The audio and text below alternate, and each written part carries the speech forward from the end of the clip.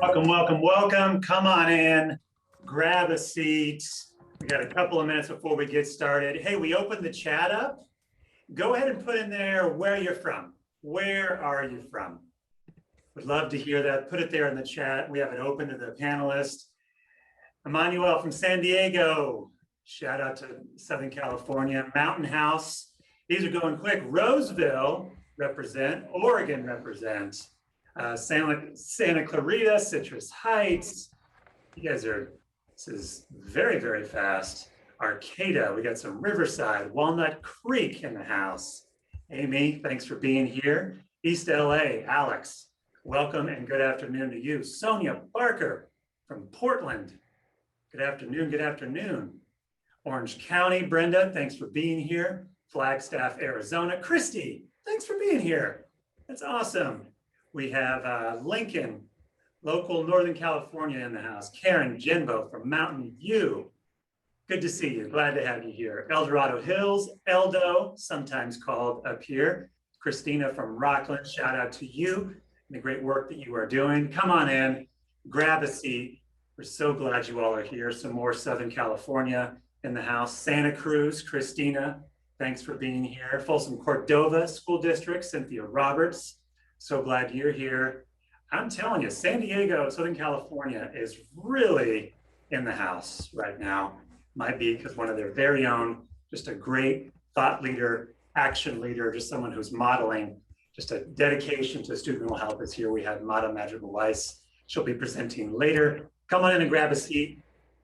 One more minute. One more minute. And then we will get started. Come on in. If you're just joining, Cynthia Roberts, yes, this is going to be recorded for future viewing. We'll talk more about that in a little bit. Come on in, grab a seat, put in the chat where you're from.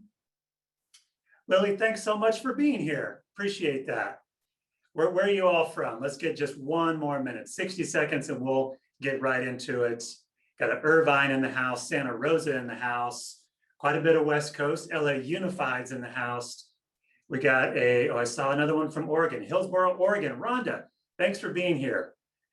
All right, let's jump into it. Welcome to the 2021 Wellness Together Spring Event Series. We are so glad that you are here. In partnership with the California Department of Education, we're proud to welcome you. Thank you all for being here, whether you're here in California or some state beyond there. If you're listening live, good afternoon or good evening. If you're watching this on our YouTube channel and it's been a pre-recorded, good morning, good afternoon, or good evening to you. My name is Jeremiah Aha, small part of this great team here at Wellness Together, School Mental Health, and glad to have you here for episode two of our spring event series. Really a great lineup here. Once again, huge shout out and just really, really privileged to partner with the California Department of Education once again for a great online and a virtual event. All right, I'm gonna just temporarily close our chat for right now. Dr. Judy Wilson, you're gonna get the final shout out. Thanks for being here. We are so glad that you were here with us. Let me just go back to there. All right, so a few housekeeping things before we move into it. We have kind of our frequently asked questions. We have one of our attendees have already asked, yes, this is being recorded and you can find that at our YouTube channel, but there's a few things that are going to happen this afternoon. We would love your participation. A couple of key things you're going to want to be involved in. And if you were part of episode one, I'm going to bring this out just to stir the pot of intrigue here for you. So these first two links, these are our bit.ly links. We would love for you to submit your questions for our presenters today. We have two great presenters. The first bit.ly is bit.ly/WT event QA. We'd love to hear your questions. We'll be taking those live and even a chance to interact, perhaps even on video. There's going to be a selection on there and maybe you could select, yes, I'd like to be on video and engage in more of a dialogue with our main keynote presenter, Max Stossel. We'd love to hear your feedback. These continue to get better because of your feedback. So please go ahead and head to the link, put in your information. Please share with us how we're doing, how we can do a better job, and what supports would be most beneficial for you and for the students and families that you're serving during still a very challenging time, okay? And the reason why I highlight those two links is because If you fill out a form on those two links, you will be entered into a drawing for today. Yes, today in about an hour and a half, we're going to give this away. We already had Ephraim last week, who won the first one. We have number 2 right here. It's a top of the line Logitech HD webcam. This may be an upgrade for your current equipment, but we want to give this away. The way to enter into that drawing is going to be filling out a question and answer or submitting feedback, okay? Last 2 links, also really important. Any resources that are mentioned today are already in our resource folder, bit.ly/WT Spring Event Resources. Those are all free for you. Want to make sure that this is something that you can make very practical, very applicable to the students and families, school sites, and communities that you are in. So feel free to find all the resources there. And if you want to invite a colleague that maybe didn't have a chance to be here right now, go ahead and head to that link and they can get registered for free. Again, this is a free event. If you're just joining us, my name is Jeremiah Aha, proud member of the team here at Wellness Together. I serve as assistant director, and we really, just to share a little bit about us, we're a nonprofit organization based here in Northern California in Sacramento, and we partner with school districts throughout the state to provide supplemental mental health services to students and families. We collaborate with student support staff, administrators, so this could include school psychologists, school social workers, school counselors, really champion the efforts that they're doing to support students and families. Thank you for being here if you're here. We work alongside all of you to provide additional student mental health supports at no cost to the student or family and with no requirements for Medi-Cal or insurance. We're proud to do that. And a part of our mission is to provide resources like this, free resources for you to help advocate for your families, for your students, and to raise mental health awareness. But a lot of our work is focused on increasing access, timely access to mental health services. All right, so let's jump in. Our first presenter, you're going to want to find a piece of paper and something to write with. So take these next couple of moments, find a piece of paper and something to write with, because we're going to have an activity. It's actually really great. We did a test drive with it earlier this week. Amada has something very special cooked up for us, as she always does. She's presented throughout the state. In fact, she presented across the nation. We're so glad to have her here. Closed caption is available for you. If that is something that was helpful for you right now to access the content here, feel free to click on that closed caption icon below. Shout out to Denise, our closed captioner for this series, and she's providing our closed captioning services. And again, for any recording this week, in fact, last week is already on there. Feel free to head to our YouTube channel, youtube.com/wellnesstogether. Have our feedback if you're just joining us, as well as our resources to find there. But let me introduce our first presenter, Madrigal-Weiss. She is the Director of Student Wellness and Positive School Climate with the San Diego County Office of Education. She's been doing this work for over 15 years in student and educator mental wellness, and really is an expert in cross-system collaboration. She has a stack of master's degrees, one in human behavior, one in counseling, and one in leadership. And we're so glad to have her here. She also serves as a commissioner on the Mental Health Services Oversight and Accountability Commission, and MHSOAC. She serves as the vice chair there. We are so glad to have her and for sharing your time, Mada. I'll go ahead and welcome you on. And please join me, all attendees this afternoon, in giving Mada a warm Zoom welcome. Over to you, Mada. Thank you so much, Jeremiah. Good afternoon, everyone. Thank you so much for taking the time to be here with us today. As the effects of the pandemic continue, along with the additional issues that have been highlighted because of it, from systemic racism in our institutions to the political unrest we have all witnessed, this webinar series is both timely and relevant, and we are grateful for the collaboration and commitment of all involved who made this happen. It is important for us to continue to pursue knowledge and issues related to the youth we serve, the students we guide, and the children we love. When we are aware and prepared to deal with social issues that surround our youth, we are more able to support them, engage them, and guide them in navigating the dynamics of their worlds. As a parent of 2 young men, I have seen the toll that social media takes on them, their friends, and the culture all around them. The virtual world can be very cruel, can cause anxiety and depression, fuel conflict, and end relationships that have been long-standing and loving. So I'm grateful to have the privilege of learning from experts like our featured speaker, Max Stossel.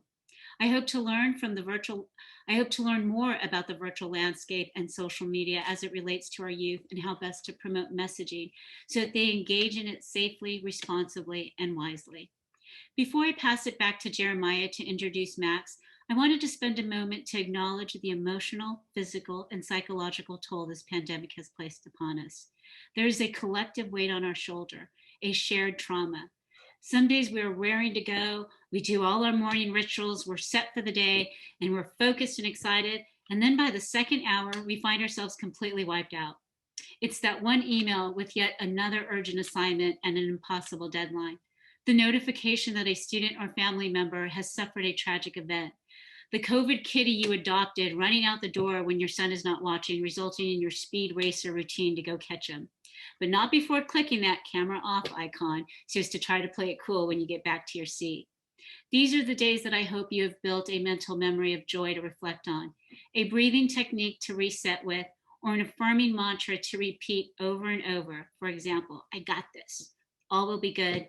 It's Mara Magic time. Only when we are creating space for those moments of pause can we find the time to calibrate and move forward.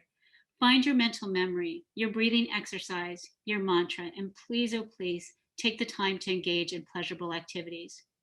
I'm going to ask that you follow the directions on the screen.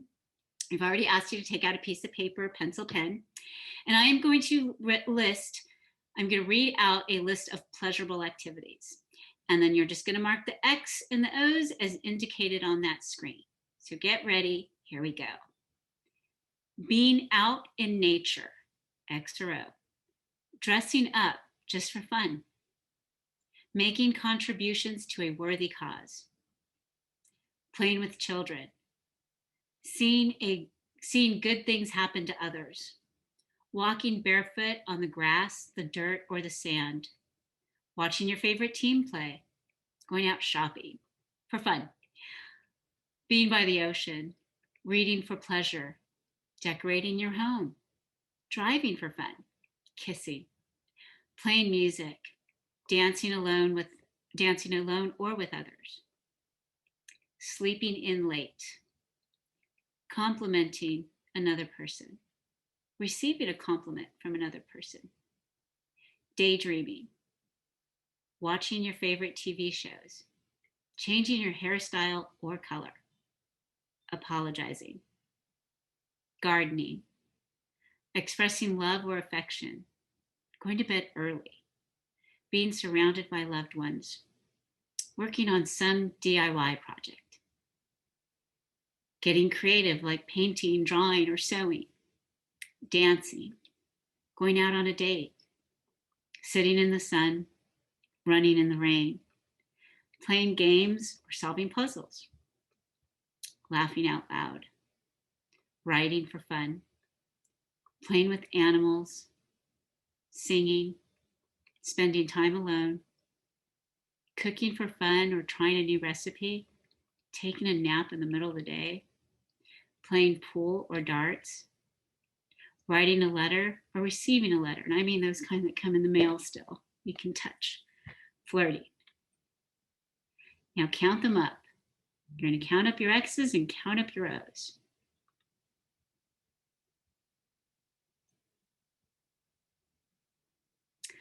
If you have more pleasurable activities than not, good for you. If you have less, then I invite you to plan more for the near future. So when we're taking care of ourselves, can we be better for everybody else around us? Thank you for allowing me to welcome you here today and for participating in the activity. I look forward to learning alongside you. Back to you, Jeremiah. Mata, thank you so very much. Thank you for the work that you and the commission are doing for us to serve not only students and families, educators, but all of us here in California and the mental health needs. Shout out to San Diego. Your county does an incredible job of partnering with schools and really serves as a model, I feel like, for much of the state. And so thank you for being here with us. Very important message. So often, as many of us on here this afternoon or this evening, part of our role, or a main part of our role, is supporting others, providing help, providing care for others. And we place ourselves last. on the list of doing that for us, for our own self. So please, if you weren't able to participate, if you couldn't find a pen and paper fast enough, or maybe you were in your car or somewhere where that wasn't accessible, I hope that maybe your imagination was stirred, that your mind was quickened to some things that maybe that you used to do, but in the midst of this time of going above and beyond, every single day, even before the pandemic, right? Because life was difficult even before 2020. So as you continue to support others, I really hope that you can take Mada's message to heart and providing support for yourself, because your students, your families, your community, your constituents, whatever role that you're in joining us this afternoon, they're going to be much better for it. Okay, awesome. So a few things before I introduce Max. Once again, if you joined us just a few minutes late, no shame zone, that's fine. I know we're all in the world of going back to back Zoom meetings, so it's okay. You are welcome here, but just a couple of things to engage in our time if you're joining with us live here for episode 2 of the Wellness Together Spring Event Series. If you fill out a question to submit for Max, or if you fill out our feedback form, you will be entered into a drawing to win a Logitech HD webcam. This might possibly be an upgrade for your equipment. So we're going to give that away at the end of our time today. So please fill that out. But more importantly, we want this to be a meaningful time for you. Max has been very open to even dialoguing on video back and forth with our attendees this afternoon. So please submit your question. Our team behind the scenes, yes, you're only seeing me, but there's about a dozen behind the scenes that are making everything run smoothly. So if you have questions or anything, hopefully those are being answered in the chat, okay?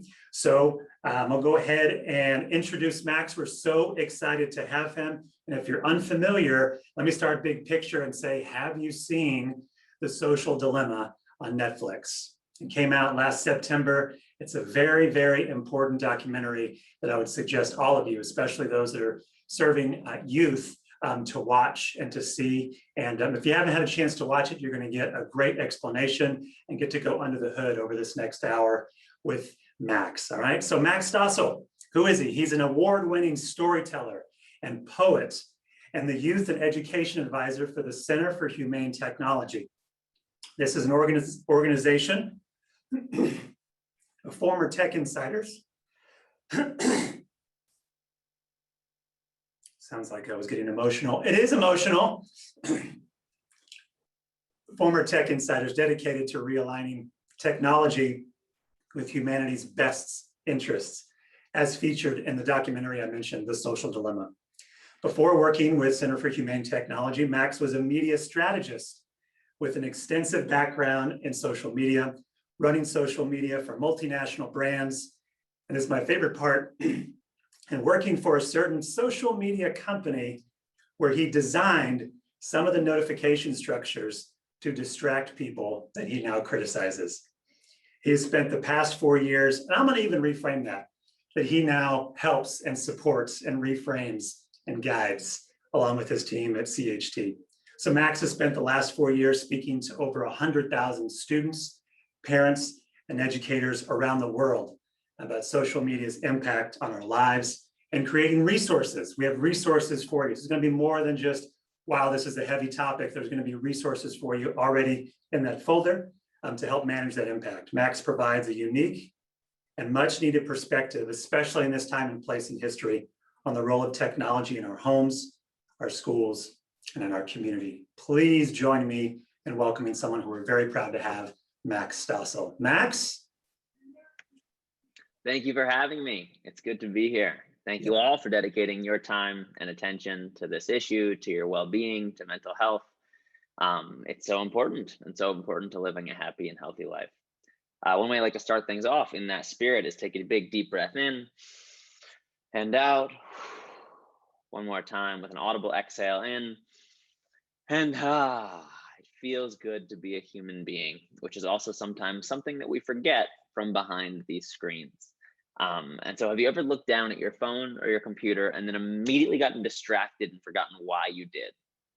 And when I do that in person, that's everybody and some liars. I always appreciate the liars. That was my job. I was designing notifications for an app to take you out of your world and bring you into mine.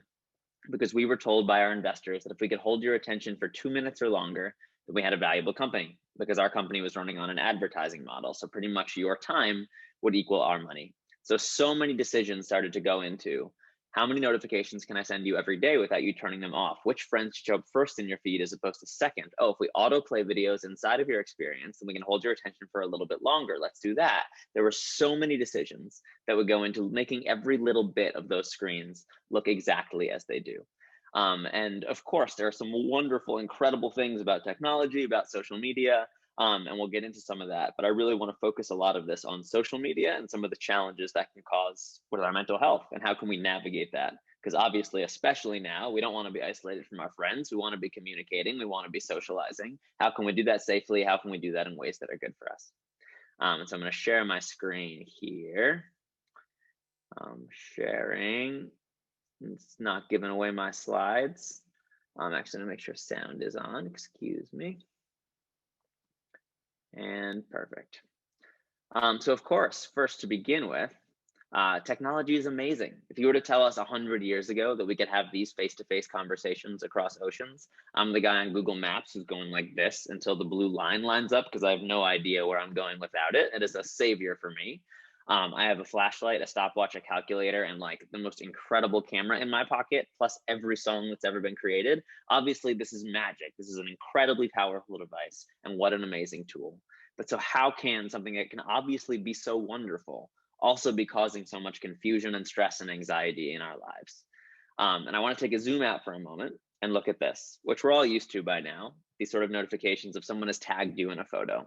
But let's stop for a second and think, what's really going on here? What are we saying? I'm saying, hey, someone has taken a picture of you or said something about you to everybody you know and a whole bunch of people you don't know. Do you want to see that photo? You don't have to click that. You don't have to click it. Do you want to see that photo? And of course we do. What are they saying about me? What if it's a bad picture? There's all sorts of thoughts that run through our very human minds that make it very hard to resist something like this. And the companies could show you like a little thumbnail, like a little image that would give you a hint as to what the picture is, so you can decide whether you want to do it or not. But if we did, then you wouldn't be as likely to come into the app and spend more time. And remember, your time is their money in terms of how these systems work. And let's say you say, you know what, I'm not going to let them get me. I'm going to turn off all my notifications and I'm not going to let them get me like this. Then even still in these 24-hour environments, like Instagram stories or Snapchat, it's all the same things happening in our body. Someone has mentioned you in a story. But now if I don't check every 24 hours, oh my God, what are they saying about me? It's this very human reaction of I better check, because if I'm not checking, if I'm not on this all the time, oh my God, oh my God, oh my God, what are they saying about me? So there are these systems that are very much designed to keep us kind of stressed out and keeping on checking. It can be very hard to turn them off. And so how do they do that? How does it work so well? And so one of the reasons is something in America that makes more money than baseball, movies, and theme parks combined. And that's slot machines. And so slot machines are these gambling tools where you play with like a penny or a coin at a time. So how can they make so much money with a penny or a coin at a time? And the answer is something called variable rewards, where I push a button or I pull a lever. And sometimes I win, I get the flashy reward and it feels really good. And sometimes I don't. And in animal studies, they find that like if monkeys can kind of predict when they're going to win and not win, they'll push the button sometimes and go about their lives and eat and throw poop and do what monkeys do. But if they can't predict, then they will just keep pushing that button and pushing that button and pushing that button. And so much of our phones are designed like these slot machines. Every time we're hitting one of those little red icons as the alert happens and we see the flash, it's how many likes am I going to get? Did the one person I really wanted to like my photo, did they like my photo? And sometimes they did, and sometimes they didn't. Or, ooh, how many likes did the post get this time? Did it get more than I got last time? Sometimes it did, and sometimes it didn't. And we're constantly in this emotional roller coaster of a slot machine. And we're getting trained and triggered by all of these things on our apps and on our phones. And it's not just the red dots. Every scroll on every app, we're playing the slot machine of what am I going to get? Sometimes it makes me laugh. Sometimes maybe it gets me excited a little bit. Sometimes it's really inspiring and life-changing. But all these real things, it ends up having very real parts of our lives that are inside these environments. But unfortunately, they're put into these slot machine type environments where we're emotionally gambling away, where even the things we actually care about, they're engaged in these slot machines. And so it can be very, very hard to have any kind of healthy relationship with this stuff when we're constantly in that gambling mode of, am I going to get the thing that gives me the hit that makes me feel good? And often even leaves me feeling down afterwards. I want you to take a look at the screen, just sort of sit with it for a second, sit with it in your bodies. It might be making some of you very stressed out and anxious. How does this person have 12 missed calls, 2 messages, 7 FaceTimes, and 13,000 emails? They must be out of their mind. But just notice how it makes you feel in your body. Just like sit with this, sit with the screen. How does this feel compared to how this feels? For some of you, it might feel not so different at all. Some of you, it might feel really quite a bit of difference, just compared to this and this. And so red is like a color that we're already trained to think like red, alert, red, stop, stop sign. Red is important, that we're trained to think these really need to get hit. These are urgent. Green, much more relaxing for a lot of us in our bodies. All of this to say that there's so much thought in every little detail of what goes into these screens. We think of technology and like social media and our phones as neutral.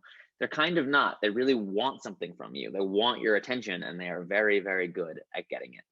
And so another trick that ended up really working with the app that I was working on is auto playing videos. What happens at the end of Netflix or YouTube, right? It's 5, 4, I think it's even less than 5 seconds now. 3, 2, 1, and you're into the next one. And what I want to point out here too, is that as soon as one company figures this out, of like, oh, hey, it works to autoplay videos, we get a little bit more attention. Then every other company, they start doing all the same tricks because, oh, look, they just found this thing that works, regardless of whether it's good for us or not. And what's challenging here is that these companies just can't really look at you as, hey, you're 14 to 18-year-old males. And sorry, they can't look at you as people with hopes and dreams and relationships and things you want to do in your life. They do look at you as 14 to 18-year-old males and females. You have 24 hours in your day, today and this year, and I need more of your time this year than I got last year. So it's very difficult, like for these companies to actually look at you in the ways that you look at yourself. The game for them is really, how do we grab and hold your time, because your time is their money. So Snapchat is another example of this here. Obviously, you all know Snapchat, #1 messaging app for around people your age. And so a lot, like when I suggest thinking about your relationship with Snapchat, sometimes even just like thinking about it, like even teetering on, what if I wanted to delete this thing? I get these shocked looks of, how could you take my friends away from me? I want to really reiterate, I am not trying to take your friends away from you. Please do not stop socializing with your friends. Please do not stop doing that. Please do not stop messaging with your friends. I really do want to encourage you to look at some of these environments and think, do I want to do it here in this environment? Or do I want to move it over to something that maybe just isn't trying to manipulate me quite so much? Things like just regular messaging and WhatsApp and stuff like that. I'm going to show you a video. I wish we could do this in person because it happens everywhere I go. But really watch the hands as I ask them about using Snapchat. And I think it says quite a lot. Please, I don't want your half hands. Give me whole hands if you have Snapchat. If you use Snapchat, give me your whole hands, please. Keep your hands high if you have some kind of streak going, any streaks going. Keep your hands high if you like streaks. Isn't that interesting? Isn't it wild that so many of us are doing something that we don't actually like doing? And by this point in the presentation, you can probably guess that the people at Snapchat are not waking up in the morning and saying, how can I create the most meaningful friendships and relationships between teenagers today? Streaks are a really powerful tool at getting us to come back and use the app every day. But something strange starts to happen, right? It starts to feel like, ooh, if I don't have streaks going with this person, are we really friends? Or like, ooh, if I don't have streaks with enough people or the right people, am I popular? Am I socially doing okay in school? It starts to feel like it has this very real impact on our lives, even though it was created by people who look like me in California and has nothing to do with our actual friendships. But it starts to feel very, very real. I have a friend who works at a psychiatric hospital, and she talks about how when teenagers are checking in, they are terrified to give their phones away because they cannot end their streaks. It would be the end of the world for them to end their streaks. And WhatsApp is just as easy to send messages back and forth. We don't need to be entering into these environments, but it starts to feel like a very real measure of our friendships, and probably shouldn't. And actually, quickly, give me a show of hands if you've ever taken a picture of a wall or something ridiculous just to keep a streak going. Please, give me honesty. Give me honesty. What are we doing? What are we doing here? What are we doing? And so I really wish the camera had pulled out because you don't see it. But also all the hands going up of like, oh, yeah, I've taken a picture of a wall or something totally meaningless or stupid just because I really wanted to keep the streak going. It starts to have these very real stressful impact on our lives. It starts to feel like a chore. A lot of us don't even actually like doing this, but it starts to get under our skin and feel like it actually has a measure of our friendships, which of course is ridiculous because friendships have nothing to do with, I sent you this many messages back and forth. So there's a lot of things Snapchat does. Another one here is like, this person is typing. Like, are you kidding me? With a push notification of that. This person is typing. Oh my God, they're typing. What are they saying? Or, oh wait, if I'm typing, now they're going to get a notification. So that's going to happen. Kyle is in the bathroom playing with his hair, thinking about texting me. Like, the level of notifications here are absolutely nuts. And it causes so much extra stress and anxiety, just like in our days and in our friendships, that like in an already really stressful and anxious time. So again, like, I'm not telling you to stop messaging your friends. Please don't stop messaging your friends, but just really do think about, like, is this serving you? Do you actually like this? Do you like being in this environment where you're being so manipulated? Or would you rather just move those conversations right over into a different app like regular messaging? Also, similarly, do those snaps really disappear? The short answer is no. They're stored on a server in Los Angeles for about 30 days. Governments can subpoena them, like ask for them if they really do want to. If someone is pressuring you to send a photo that you don't want to send, feel free to say, hey, I'd rather not have a creepy government person looking at that photo. Thank you very much. That does not mean it's an excuse to send anything around. If you do get a private photo, we see a lot of really not so good mental health challenges coming up from that whole ecosystem. Unfortunately, the best way to do it is just to not send them, and certainly not to send them around. Gaming. So a lot of this is called gamification, is what a lot of these tactics are called. The gaming companies are better than everybody at that.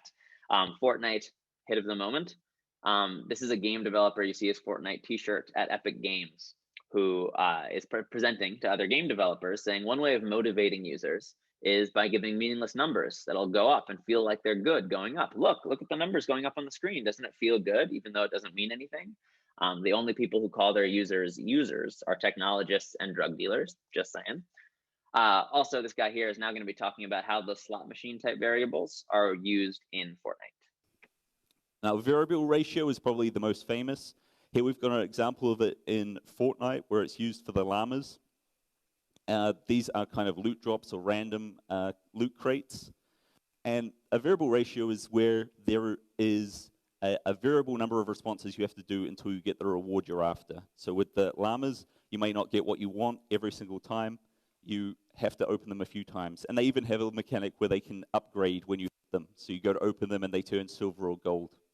Critical hits is a more kind of moment-to-moment thing of a variable ratio. If there's a critical hit system in your game, every hit people do, there's a chance it's critical, and then eventually it may actually get there. If we look at these, the reason these are famous is that quite often the ratio is used in gambling, and the response they tend to get is a very constant and kind of high-level response. And that's because you don't know how many times you have to respond before you get the reward, so people tend to keep it up. It's not predictable like fixed ratio is, so it doesn't tend to lead to these big dips in behavior. So some of that might have been a little complicated. What it's pretty much saying is that any game with loot crates is absolutely just a slot machine, and like a digitally programmed slot machine, predicting how often it wants you to win to keep you coming back more and more. And also shooting games like COD and Fortnite, of like any kind of shooting game, there's always a chance the hit will be the kill. And so you have a lot of natural slot machine type elements that are in these games. And just really, like, what I aim to be doing showing you these videos is not to say that any of this stuff isn't fun. It's just kind of pulling back the curtain and saying, look how you're being looked at by some of these game developers, and there's a big industry that is making it feel like this. When you want to play one more round before you're going to bed, and then at 4 a.m. you wake up looking like this guy, that is a lot of the nature of what the industry is trying to do, make as addictive games as possible, because then you'll tell more friends about them, and on and on and on. Also, if you want to spend money on these games, I don't really know that that's any different buying a skin than like a pair of shoes that your parents wanted when they were growing up, except that your parents were not like really carefully, systematically pushed down an emotional sort of like path to be so excited and fired up. I definitely recommend not impulse buying any of this stuff. Take a break, take some steps back, really think about if that's how you want to spend your money before doing it.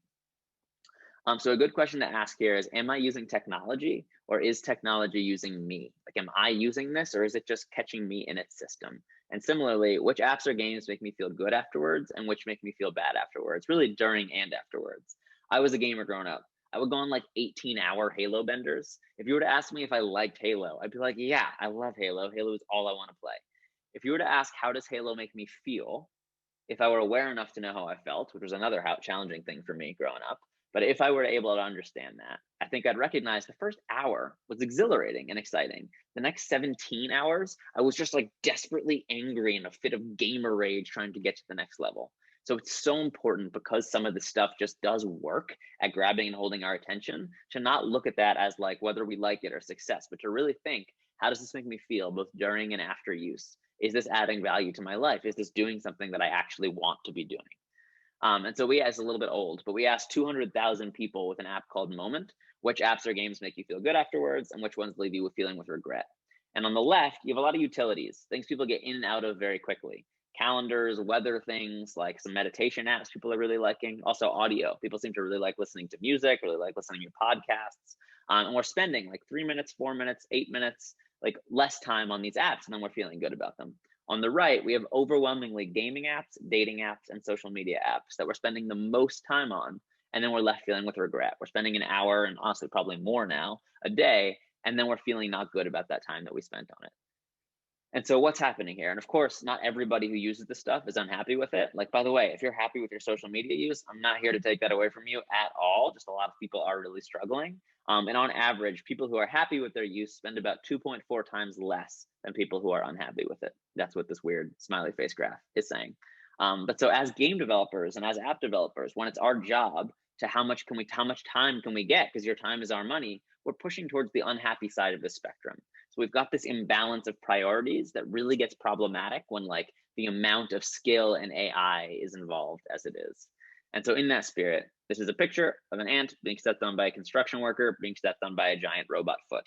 And if you think about this in terms of intelligence, obviously we're smarter than the ant. And in some ways, these algorithms, the thing that decides what is the next perfect piece of content to show in your feed, or when exactly should I send you a notification that you're most likely to come back, they're calculating millions and sometimes billions of data points, way more than our brains could.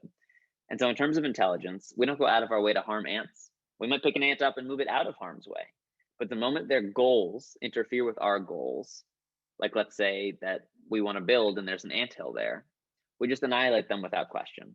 And already the goals of some of these incredibly complicated machine learning algorithms, they're not the same as our goals. None of us wakes up in the morning and says, how much time can I spend on TikTok and Snapchat and Instagram today? That's just not a human thought. But that is what these algorithms ultimately are trying to get us to do, to try to get our time and get us to buy stuff and slightly change behavior. So we think about this as like scary robot future, watch out. But I actually think this is a far more likely outcome and a scarier one of WALL-E, Aldous Huxley's version of the world, never underestimating man's infinite appetite for distraction. And I would say we'd never really go here, right? This is just a movie. We'd never actually do this in real life. We're not heading in this direction. And no, I'm still being unfair because this is Mark Zuckerberg, who's the Facebook founder, presenting how engaging virtual reality can be and how he can sneak up to the stage in the future. But we're not doing this all the time. Many of us have never even put VR on, but we are doing this all the time. And is it really so different if that screen is not literally covering our eyeballs? And not just that, but the way that the digital world has eclipsed the physical world. The moment something happens that is exciting, it's like, oh my God, we could get the likes. We're going to take out our phone and capture it and put it into that digital world. Like even when things that maybe shouldn't be happening or things that are bad, it's like, oh, I want to take that out and capture that. It's really taken over in that way, in a way that I think is quite dangerous for us. This is an artist who I love who takes pictures of people right as they look up from their phones. She calls them smartphone zombies. Does this guy look happy? Does she look happy? I don't think so.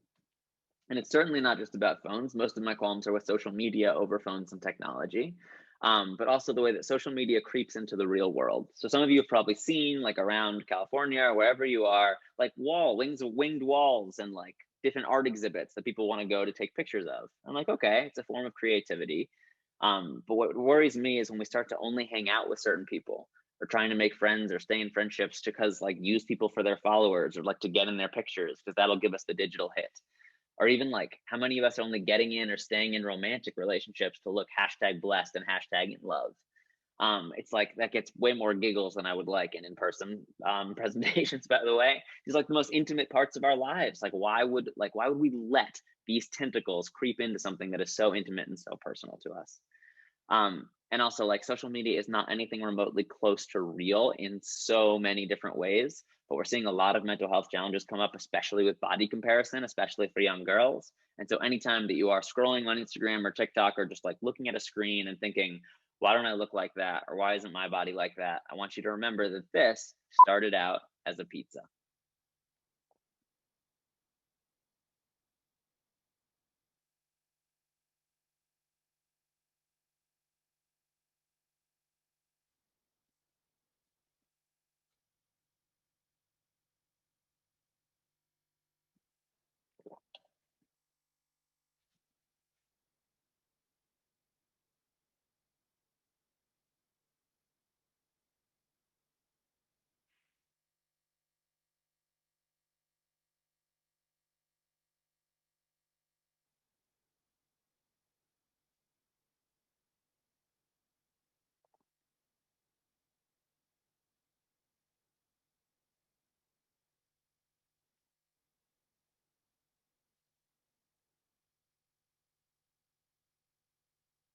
That was a piece of pizza.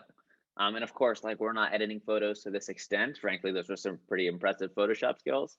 But I normally live in New York, and on the subway, like, I was watching like around a 14, 15-year-old girl have a picture. She was sort of face tuning and shading her eyes and doing her lips. Then I watched her zoom in on her friend's photo, then decide like, do I also want to edit my friend's photo? Like, do I want to do that too, or just do mine? Think about it for a second, zoom back out, and then post the picture without doing her friend's photo and just doing her own.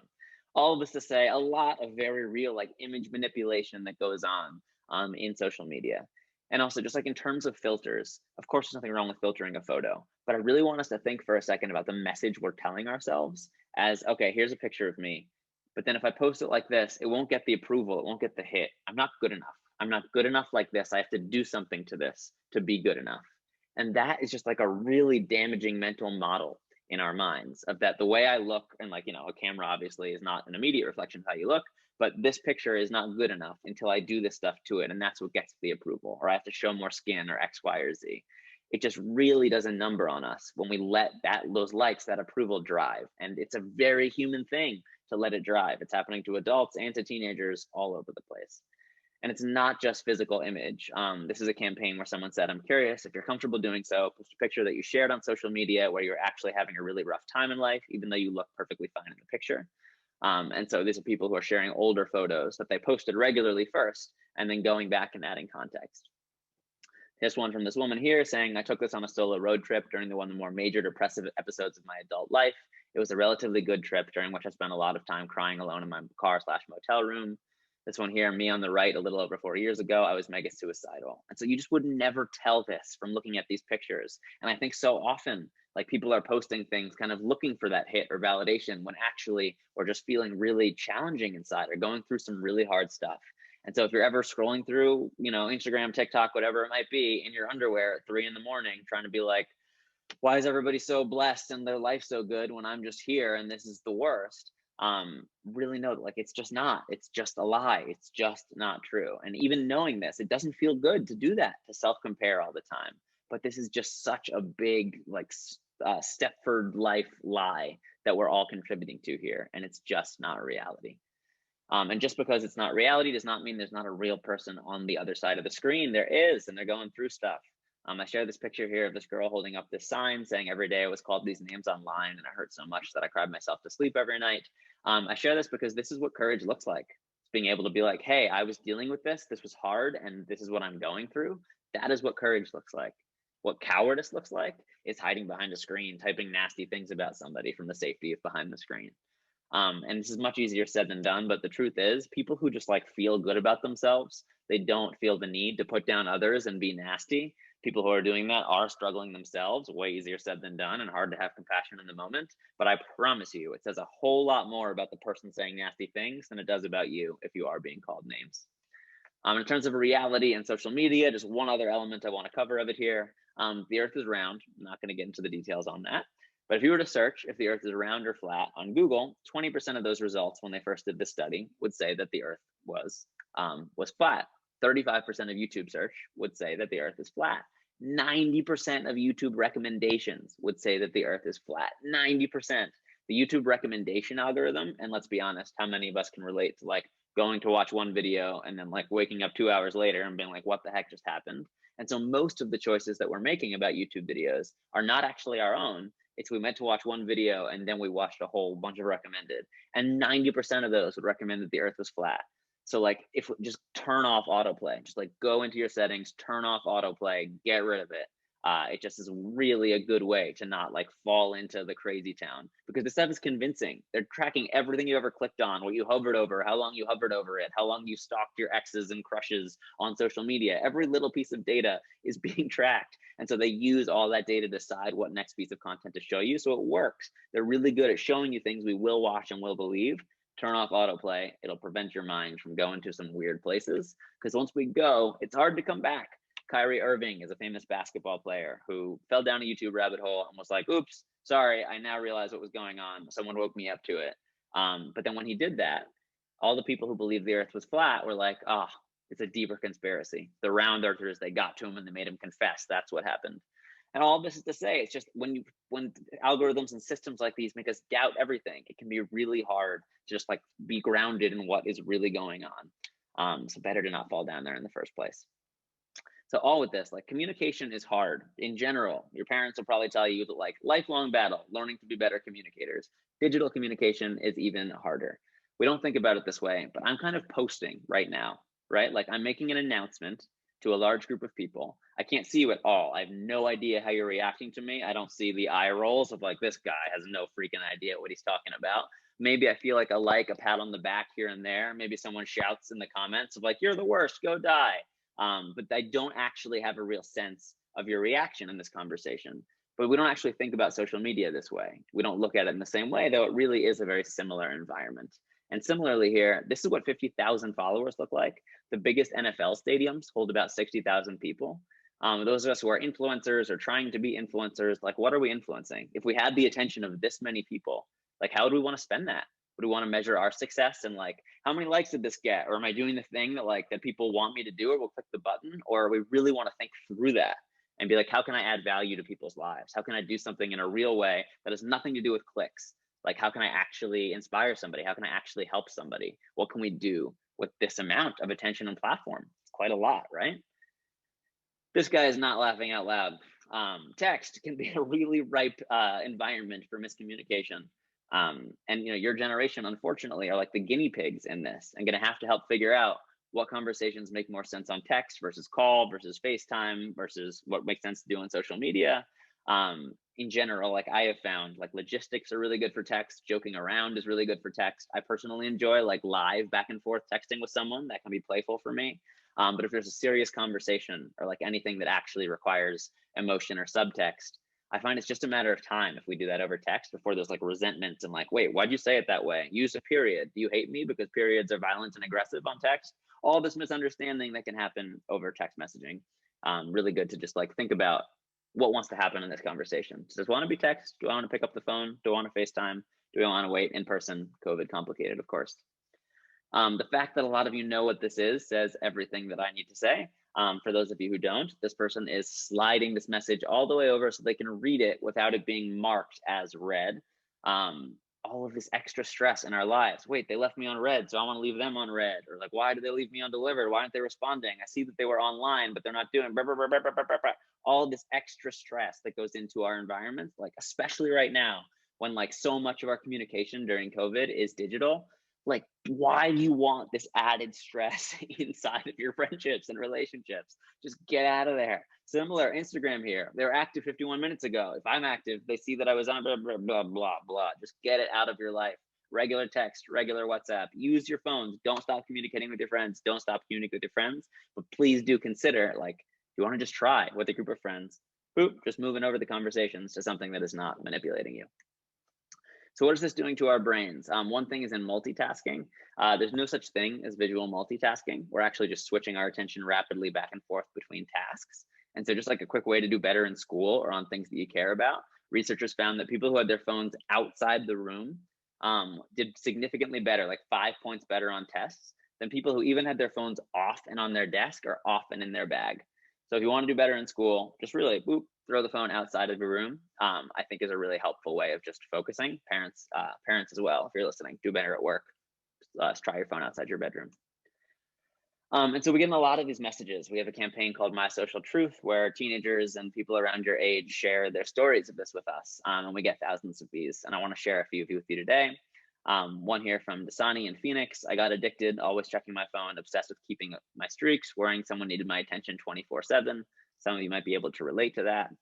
I was already thinking about what kind of picture I wanted to take, who I wanted to take it with, and what caption I would tag along with the post before the event actually happened. Some of you could maybe relate to like the way it seeps into our actual brains and thoughts with like, I'm crafting my actual life around social media. That is a pretty deep manipulation and violation that it gets in there.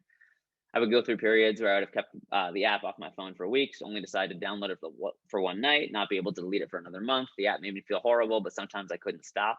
It's not easy. So some of you who might be struggling with and be like, I know I'm addicted. It's not easy and it takes constant conversation. Also, it's way easier to do this stuff in groups of friends. So I hope right now watching that you're willing to try some stuff with groups of friends if you are struggling with this. I was given access to Instagram around the age of 11. Before I got it, I was very confident in my appearance, but as I saw beautiful models all over Instagram, every few months I'd notice I had a bigger nose or ears that stuck out more, and it gotten so bad to the point where I was using skin tack to pin my ears to my head just so I could fit in. Since sometimes I need mental help, my TikTok feed is personalized to be depressing. TikTok was pushing me into further sadness. Those nights I stayed up with those depressing TikToks were some of the worst of my life. I don't regret deleting the app one bit. It was the best thing I ever did for myself. Social media has been making me feel sick. I scroll and become frustrated and close the apps, but I'm back on them shortly after. I look at so many girls and think, well, why don't I look like that? Why don't I have thousands of followers? Why am I not good enough or pretty enough? Why can't my body be like that? And it's eating me alive. I put layers of makeup on because I feel like I can't be in public without it. I only post the very best pictures because I think I have to get hundreds of likes. I delete pictures that have less than 50 likes on them. It really can start integrating into our actual lives.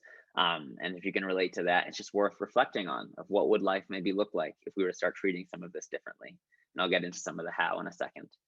I was given access to the internet at the age of 9. I got Snapchat and Instagram at 9 and Musical.ly, which got bought by TikTok at 11. It has ruined my self-confidence and robbed me from my happiness. I battle with anxiety and depression and don't know how to tell my closest friends. I'm currently 13 years old. Social media has ruined my life. I look at myself in the mirror and hate the way I look. I cry every single night and want so badly just to be happy.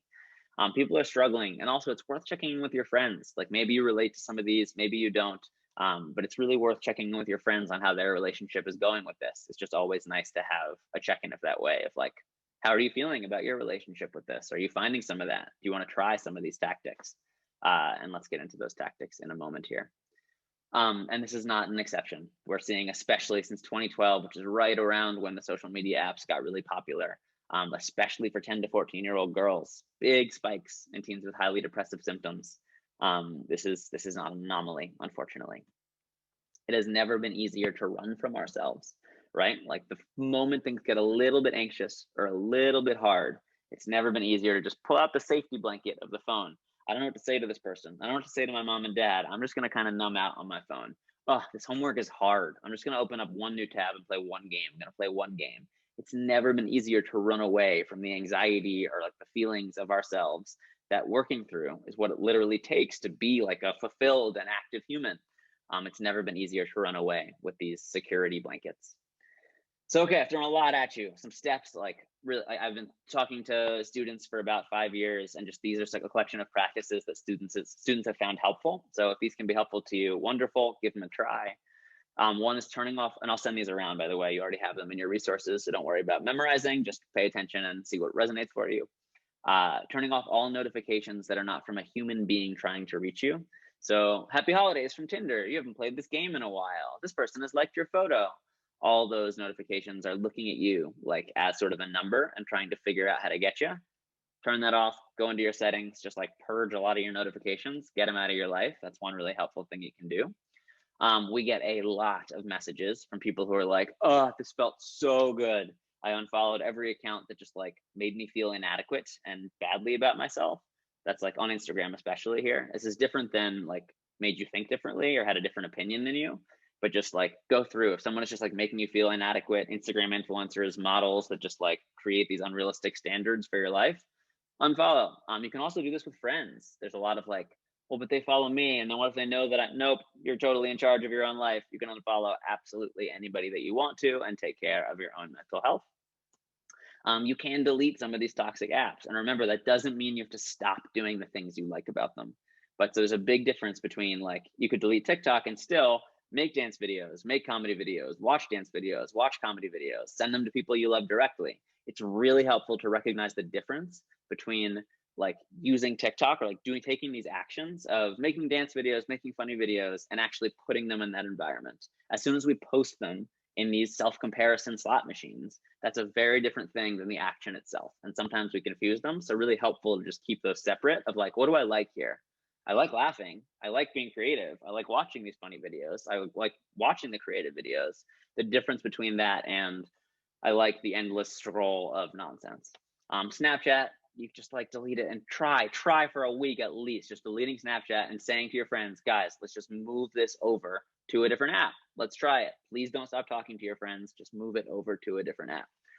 Instagram, try deleting it or at least unfollowing those joy thieves. This is really hard to do alone. If you're like, okay, I'm just gonna go off and do it and be the only one. Sometimes you just feel left out and it's like, oh, everybody's on this thing but me. So try just a couple of friends, makes it a whole lot easier. I will say some people who have tried this alone end up saying to me, you know what, like I thought I was really gonna miss the group chat and turns out it was all nonsense and just like stress. So that does happen sometimes too. Think about it. And I really do recommend as a group trying taking a break from some of this stuff. For some of us, our phone is our alarm clock. If we really think about what's happening there, what happens, right? We wake up, I'm a groggy human being, I'm waking up, and then, what's going on? Okay, I hit my alarm, and then all the notifications, all the things I'm behind on, all these little truncated text messages without context, and like immediate stress into my body and my groggy brain.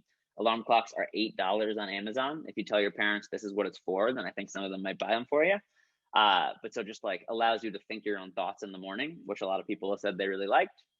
Also, blue light does a whole number to our sleep. Sleeping with your phone on the other side of the room or like outside the bedroom and not just like scrolling until 2 a.m. because our brain thinks it's the sun, gets very confused. And then all of a sudden our rhythms are messed up and we're not sleeping well. A lot of people really like just like winding down for an hour or sleeping with your phone on the other side of the room. If you're curious about this at all, I really recommend trying to notice, like when you didn't sleep well or you wake up tired, think to yourself, like, was I on my screen like right before bed? And I bet it's often related. It certainly has been for me. Turning off autoplay, or at the very least, YouTube distraction free is a Chrome extension that gets rid of autoplay, gets rid of the recommended next videos, so you can just watch the thing that you meant to watch.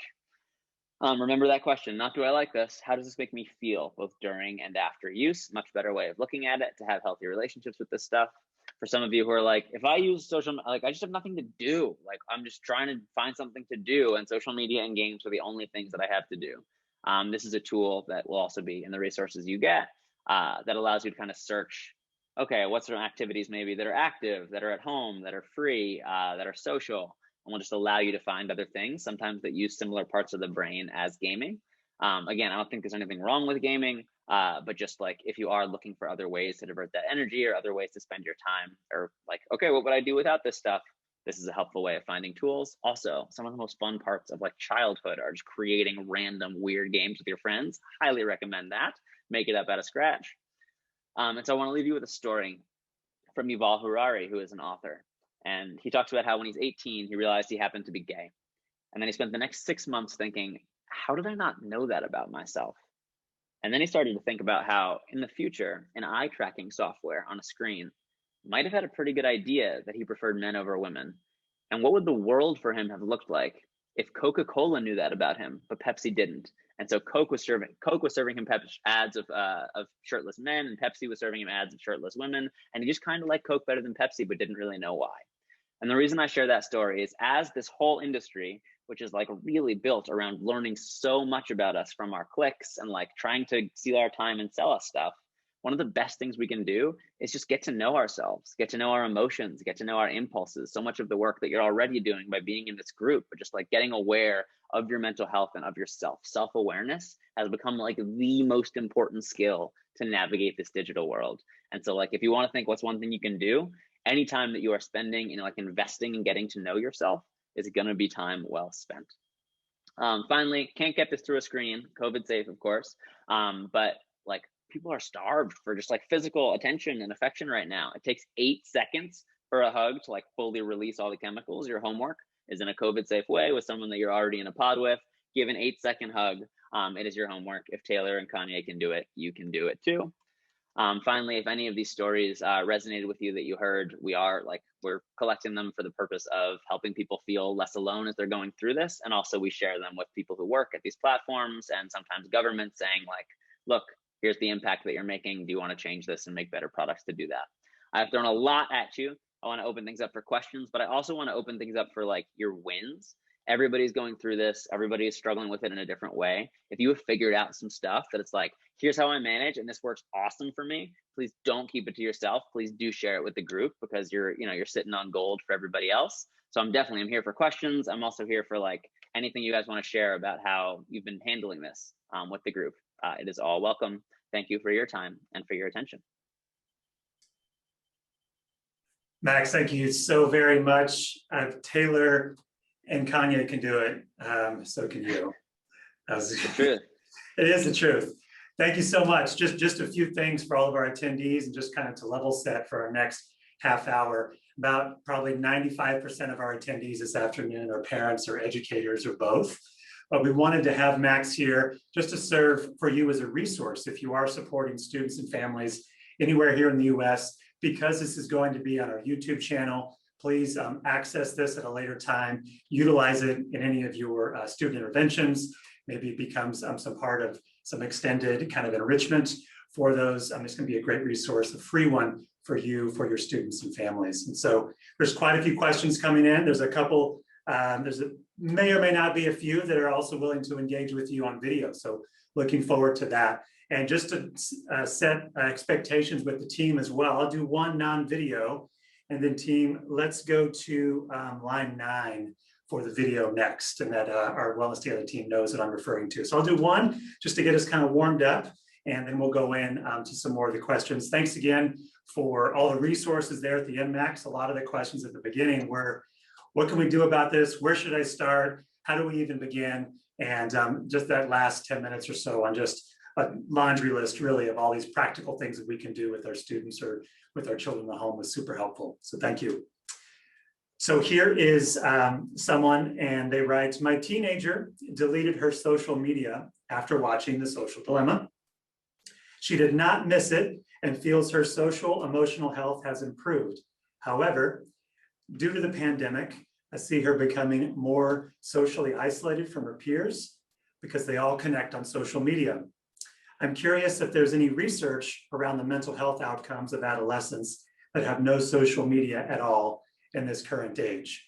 This definitely would be a cutting edge question for you if you've known of any things happening, but have you heard of any surveys or evaluations for some of the things that this Sure. is describing? And it's possible that I just haven't seen the research, but my understanding is that it's like we're very young in the research elements. You might have seen like the Gene Twenge article, which was smartphones are destroying a generation. And this was talking about like this sort of correlative data between screen time and mental health being really challenging. Then there were critics of that who came out and were like, actually, like that's about the same effect size as a potato. You can't look at that data at all. But if you were to really zoom in on the critics' data, you see that within social media, especially for 10 to 14-year-old girls, we're seeing really intense mental health challenges that are coming. And they're also like, there is some research that like absolutely zero, as opposed to like maybe a little bit in terms of phones is not so good. But I think it takes getting creative with just, because yeah, social isolation causes depression. Like that's certainly a true statement. And so when social media is being removed, it just really takes thinking, okay, let's understand that social media is more of the challenge here than tech. And so I'm not trying to take your phone away. I'm not trying to do that. And I'm glad you deleted these apps. How can I help you engage more in creative ways? Like whether it's over Zoom, whether it's over FaceTime, are there other like games or things or activities we can do elsewhere? Because it can definitely be hard. And I hear this a lot of like, everybody's having the conversations on Snapchat. And so I feel left out. And so it does take extra effort. And it's a real problem. I don't want to diminish that at all. But I think it takes extra creativity of just like, how can we keep engaging, and let's engage on devices. Great. Let's just not do it in these manipulative environments. And so that's the angle I'm trying to push. And if you do end up finding like, okay, doing this a little bit or finding exactly the ways that we can use these different apps that are helpful, please share it. It's just in general very hard to it's very hard to be half in with social media. It's very hard to do it a little and like just everyone wants, how do I just get the good without the bad? That would be so awesome if we could do that, if we could have that. Unfortunately, they are so mixed in and it can be really hard to do that way. Yeah, very good. Our brains, even our fully developed adult brains, are really no match for the billions of dollars that are powering some of these companies, right? Totally. And also, and this is my presentation to, you know, people who are younger. Also, this is, you should know, I say the same things to your parents, and like that they're also on their phones all the time and not giving it. It's like, this is not just a teenage thing at all. Right, right. So I hope that was helpful. And, you know, from a clinical angle, from a kind of a therapy perspective, I think, you know, we won't see the real kind of mental health effects of the pandemic, maybe till sometime, maybe this time next year, to really see what has happened, or even 5-10 years from now, really see what kind of developments became arrested or became kind of thwarted during this time. Not to say that those that have experienced isolation or even mental health challenges, that that's the end of the story for them, but rather we'll definitely, I think, be able to see in the data some ways that it has affected us, because Max, you're right, isolation is just not healthy for us, just for our emotional well-being, and really can impact us in negative ways. Thanks. Well, I'd love to welcome on Judy. Judy, are you there? Love for you to introduce yourself, unmute, and there we go. And go ahead and ask your question. Judy, thanks so much for being here. If you're open to it, to kind of introduce, you know, where you're from and what you do, totally not required though. Okay, well, Judy Boring, Stanislaus County Office of Education. And my question is, how best can we wean children off of addictive game playing? And I actually had 2 questions. And then the other is like, what are those top 5 games that we should never even let our children get started on? One thing that I will say is, and it's been, you know, and I've talked to a lot of parents and teachers and students. That is my nature, and I understand the system. That is my nature of expertise here.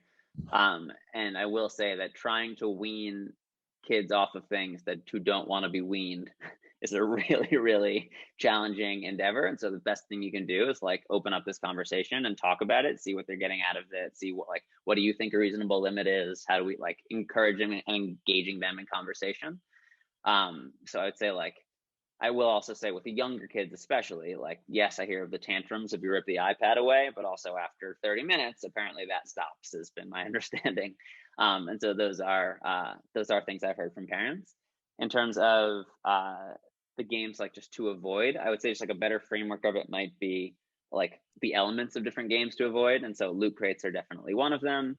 I would say just like to talk about just like conversations with strangers. Obviously, some of them are fun and the point of a lot of these games, but also especially like when that evolves towards someone trying to get people to meet, or like just like giving them some kind of basic understandings of communication and how that works in those games. And you know, if you're seeing a lot of these loot crates or a lot of like addictive mechanisms, and if you're asking, hey, how does this game make you feel? And you're starting to notice actually it's like a lot of anger and stress and rage, I think that would probably be a good sign to notice, okay, hey, this game kind of has you in a loop. Let's do it for 30 minutes or stop doing it or see what that looks like. And that would be how I would approach that. Yeah, I don't have like a watch out for these 5 games. And I think it would probably be different for a lot of different children. Okay, thank you very much. Thank you, Judy. Thanks for being here, Judy. All right, we'll go non-video question team, and then we'll do the next willing participant on video, just to give you all a heads up. So this question comes in, and you hit on some of these, but would love to unwrap it a little bit more, Max. What are the signs a teen is being negatively impacted by social media exposure? You touched on this a little bit on the My Social Truth, but would there be anything else that you would add for ways that parents or educators can tell, hey, this is really affecting them in a negative way? I mean, it's so deeply ingrained in our lives, right? Like it would be hard to, it's more of like, how are they doing overall? Like, are they being negatively impacted? Are they going through something? Are you noticing anxiety and depression going on here? And the way I'd frame it is that like, if you are noticing that, then this might be a place to look. Also, don't go in and rip the phone away. We also see around like 10% of the suicide attempts that are phone related are from a parent ripping it away. Obviously, there's underlying things happening there, but in really times of crisis, especially with like vulnerable populations of like trans students, for example, that may be the only place they find like understanding or people who know what they're going through is in those communities. So like, let's not paint everything with one brush and over like just panic and take things away. But so I would say, like, what are the signs this is negatively impacting would be overall just like looking at how is this person doing? How are they doing emotionally? And if there are struggles there, because this is so deeply ingrained in our lives, it just might be, it's probably a good place to look at how is your relationship with this? Because frankly, all of us, whether we're thriving or whether we're really struggling, could probably just like feel better from some changes with our tech use. Great, thanks, Max. I'd love to welcome Jewel with us this afternoon. Jewel, turn your camera on if you're ready, and unmute your mic. And if you're open to it, just kind of share where you're from and what you do. Not required though. And would love to. I'm sure there are plenty of attendees this afternoon to have this question. Can you hear me? Sure can. Hi, good afternoon, everyone. Thank you so much for this wonderful presentation. I just wanted to know, how do we begin as educators to start this dialogue around trying to not only start the dialogue with students, but starting the dialogue with parents as well? So yeah, I mean, so you're welcome to use any of this talk, any of the resources that we have on our website and that we're sharing with you, which can be good conversation starters. It's also been my experience that like this My Social Truth campaign and the stories from teenagers themselves are a really good place to start those conversations. I also my approach has been very helpful and I think welcomed by a lot of schools, in large part because like, I'm not your teacher, like I'm not your parent, like I'm not here to finger wag at you, make your own choices, but just like being able to say, look, here's how some of the stuff is designed, like it's just the way it is. And looking at it from there, I think that opens up a lot more doors for teenagers to decide for themselves. Like, do you want that? How do you want to engage with this stuff when you see how it's working, what's going on behind the screens? So for me, that has been the most effective approach of like helping people have better relationships with technology. And I definitely recommend like our resources to help approach it from that angle, because I think from the teacher perspective and the parent perspective, you are already like, you know, in the same ways that for all of time has been the dynamic between teachers and students and parents and students, can be very hard to get shoulded on for all sorts of different things. So I think that angle has been, I think, the most effective one to help everybody have a conversation about it together. Yeah. Thank you.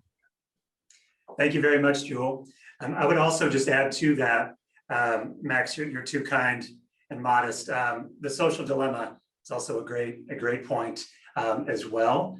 And just again, from kind of the clinical angle, when we as adults or as educators, caregivers for students, when we lead with empathy, and maybe just with a confession that, you know, my device sometimes really takes away from my attention from the real world. So it isn't just here, watch this movie so you can be shamed into not opening TikTok, but rather, hey, these are things that are speaking to both of us.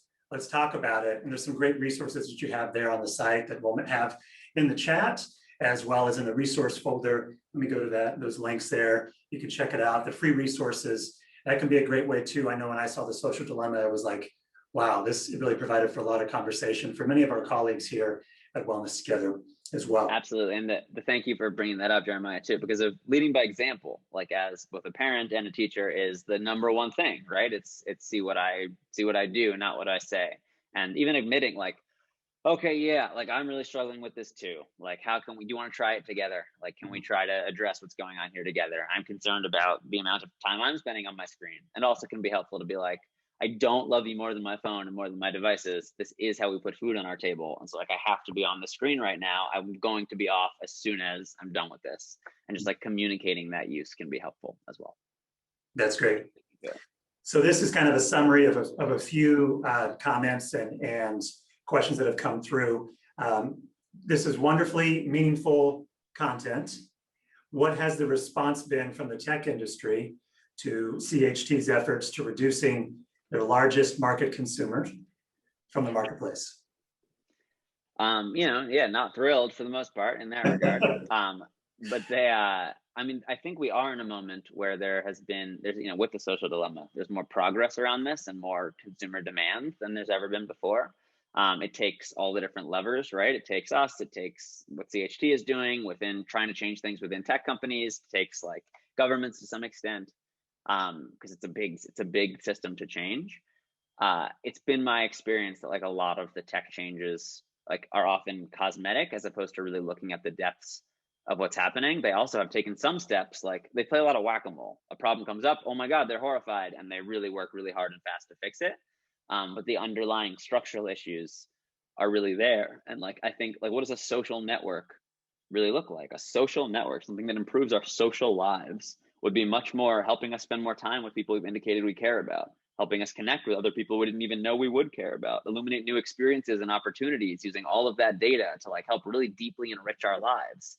Like something like that probably doesn't look much like a feed at all. And so it takes a lot of rethinking social media, I think, to really change this stuff in meaningful ways. And that said, it's happening now, right? Like we are getting here together. We are demanding something different. We are recognizing like, yeah, okay, obviously there's magic in these devices and something's not working here. We need it to be different. And so I think it's been slow change and sometimes cosmetic change. And also there are very much people at these companies who want to do different. It's difficult in a big machine to change that machine, and it'll take all of us. Yeah. Well, thanks so much for leading the charge and just really equipping all of us here to do the same. I have another video, someone going to be on video, so let the team know in case we haven't seen it, the latest one that is willing to do so. I'd love to introduce Katrina. Katrina, if you are still there and with us, would love to have, there's some great questions you have here, especially from an educator perspective. So if you are still on, can you turn your camera on and unmute? And we'd love to have you here. Thanks for creating time in your busy schedule to be here. Hi, thank you so much for having me. I'm not sure which question I should ask out of those. So if you want to ask a few, go for it. Go for it. These are really great. These are really great. Well, one of the things I was wondering about is productivity apps.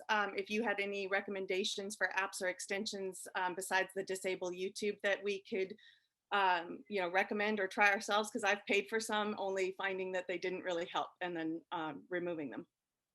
What did you try that didn't work? I tried Fabulous. I don't know if you've heard of that app, and I've tried a couple others like that that have sort of pay scales within them. Yeah. So I mean, there's things that I've heard that I don't use that many myself. There are like, I just use the Inherent Notes app as like my organizer. I'm also not the most organized person in the world. But so I think there is, but Pomodoro is something that I've heard a lot of people like, which is like a timer app that just like gives you 20 or 25-minute focus points. And there's something called Forest, I think, as well, that a lot of younger folks like, which is similar, I think, to Pomodoro, but it's like a tree grows on your phone. And then if you touch it, like the tree, animation tree, it like dies. And so it's just like a little extra motivation to not touch it. And so I think those ones are good for a little bit of extended focus. But depending on the type of productivity you're looking for, I guess, is it with something specific, like a specific task or specific style of work? No, just in general, like just to change your attitude, to change your life, whatever habit you're trying to break, or to get students to be able to focus. As a teacher, in async time is one of the hardest things to keep them where you need them to be. So I was just wondering if you had any suggestions. Oh, totally. And it's just, I mean, with distance learning, it's just a nightmare. I mean, it's just so difficult. Like we're on these little boxes. These boxes also contain the entire internet. Like it's a losing battle. It's a really hard thing to deal with. I think just like having full screen and engaging a lot seems to be helpful for some teachers, but it's just, you're doing great. You're doing your best. I wish I had better tools for you, but it's a really hard time for No, learning. thank you. Thank you so much. Did you want me to ask a second one, Jeremiah? Go for it. Go for it. Pick one more. Okay, I'll try the third one then. Do you think that using school learning platforms as a sort of trial and error for social media norms is a good idea?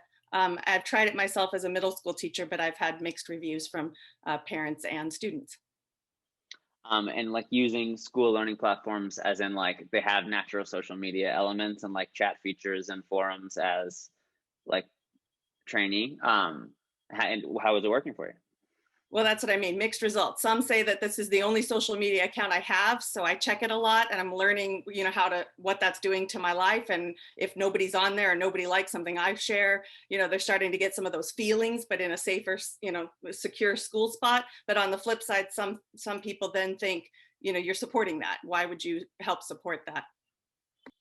Yeah.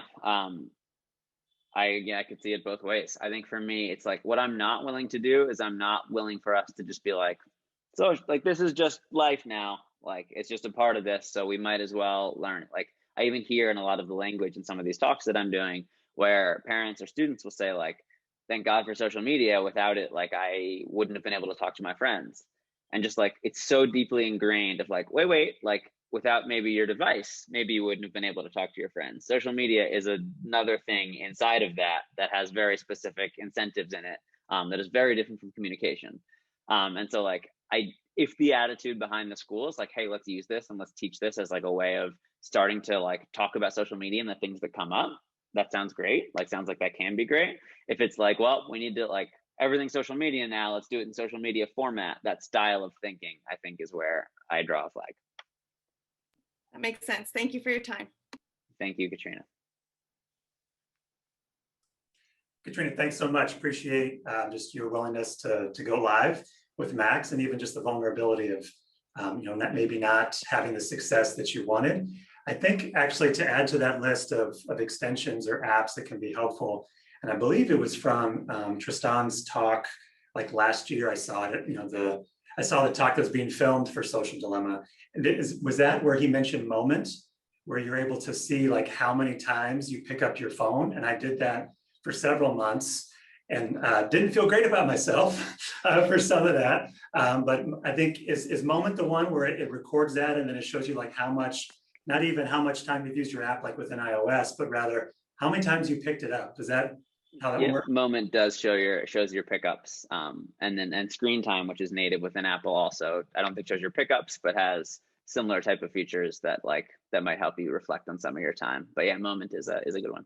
Yeah, I would say too, especially from some of our therapists working in schools, we're really big fans of just, hey, let's just have an experiment for 1 week. You might hate it, you might love it. Let's just have an experiment. There's no failures in experiments. There's only, hey, we learned something. Let's see what we're going to learn through this. And so that really can be a way, Katrina, for you and for any others that are guiding students to see like, hey, let's all do this together. As you mentioned, Max, it's much easier and there's much more learning that can happen in kind of the we approach to things. So just a couple more. There are several people that have asked, is there a tech detox plan for students? Would that be included in some of the resources that are there in the folder? Or would you add anything else for helping students that maybe there is, so I mean, like a text detox plan, you could look at a framework of like Catherine Price has a book of like breaking up with your phone, which might be helpful in that regard. And yeah, and there are some I think some workshops and programs I'm actually working on building right now of like that just could go in more depth in school specifically. But so yeah, there's not something, I would say breaking up with your phone, the Catherine Price book would be the closest thing that might give you some frameworks to look at there. There's not something in the resources right now that's like, here's how we should do this or schedule it out. And I think it varies so much across different communities. And working on something to experiment with in that phase. Also, if you want to pilot something and test it out, also please do let me know. And yeah, I think it really would vary across different ages and classes, and I would trust you on what you think might be a good strategy. And good on you for wanting to do it. Very good. This one's definitely relevant as this educator really wants to help students that are already kind of have that, this new 2020 term, Zoom fatigue. Educator asked, what resources do you recommend for teachers to share with their students, especially in this distance learning environment due to the pandemic? Are there any things beyond, I think I like the list of activities and call back to MATA and all those things that we can do that maybe don't involve any technology at all. Anything that you would mention that hasn't already been said? I think the best value I can provide in that space is just like the recognition of like, this is not the same. Like there is a very big sort of movement of like, okay, this is the way it is now, we're moving into the future, distance learning, Zoom learning. It's just like, it's just not the same. And there's tons of Zoom fatigue. And I think it's just at the very core, just like acknowledging it, talking about it, being willing to break outside the box and be like, what we have planned like just doesn't really make sense right now. Like it just doesn't really make sense in this environment. And so what does? And so giving yourself the freedom to think about it that way. I hope I can give you permission to do that, because once again, there is like a culture or philosophy of like, okay, we just got to let's port over the thing that was physical and just do that digital. And like even Apple talks about how that is like the lowest form of technologizing, which is definitely not the word they use. But so like it's the lowest form of that, as opposed to like reimagining. And as teachers, if there are physics apps that help you feel gravity like in the device, like how wonderful can that be? Or you know, you can build a website in a new form of expression. Like those are uses of technology that really leverage and enable it. But just porting things over is just a recipe for total exhaustion. And so yeah, so I guess I would hope that I can give you permission to like say like, nope, this is not, just no, this is not the same and it's not working. We need to really rethink how we're approaching this lesson, because trying to do the same thing just doesn't work here. Max, just again, certainly appreciate you helping us kind of stir our imaginations and kind of recalibrate, reorient our relationships with technology and seeing our students as, you know, helping them as well. Thanks so much for your time. And please, for all attendees, please visit the resource folder. There's much more and goes into more depth, you know, what Max shared today. Please join me in giving the obligatory Zoom muted hand clap for Max that he can't hear. Max, wonderful job. I'm sure there were plenty of head nods and plenty of even, oh, as you were sharing. But if you were able to join any part of this, this has been recorded. We will put it up on our YouTube channel. Max, thanks again. Shout out to you and your team at Center for Humane Technology. Thank you for having me and for all being here and doing the work you're doing. We're all in it together. Excellent. Very good. Well, if you're still with us, I have some great news. We are going to announce our winner, but also want to let you know there's still time to submit feedback. Please let us know how helpful this was or was not for you and what we can do to improve. Even if you have ideas, we'd love to hear that. Send any colleagues the link to invite them to it. And we're really excited for next week. We're going to have Karen Gornick and Lori Woodley, both producers. Actually, Karen Gornick is executive producer. Might be familiar with the movie Screenagers or Angst. These are very important documentaries on students and anxiety, the relationship with technology. And then Lori Woodley and her being one of the creators of A Trusted Space, which deals with educator mental wellness. So next week, we're going to have them keynoting, and we're very proud to have State Superintendent of Public Instruction here in California, Tony Thurman, is going to be delivering a very powerful and timely welcome address. Okay, well, now it is time. You've been patiently waiting, and I am so glad to ship this out to Zoom. Drum roll, please. I told the team, I said, hey, send it over in paper because it's more intriguing that way instead of me reading the screen. The winner for this week's HD Logitech webcam is Brian Flores from Grossmont High School. Brian Flores, is going to you. Thanks so much for participating, for submitting your feedback or your questions. This is headed out to you. Our team will connect with you probably this week and get the mailing information for you so that you can receive a potential upgrade in your technology as we continue to put one step in front of the other in this virtual learning environment. And no, we are not sponsored by Logitech, but this may help. You never know. Well, again, my name is Jeremiah Aha, a proud member of the team here at Wellness Together School Mental Health. Thanks so much also to our partner, California Department of Education, as we've partnered with them to host this for you. We'll see you next week on Thursday, March 18th, 3 p.m. Pacific time. Please join with us again. Thanks so much for being here. All the best to you and take care. Bye-bye.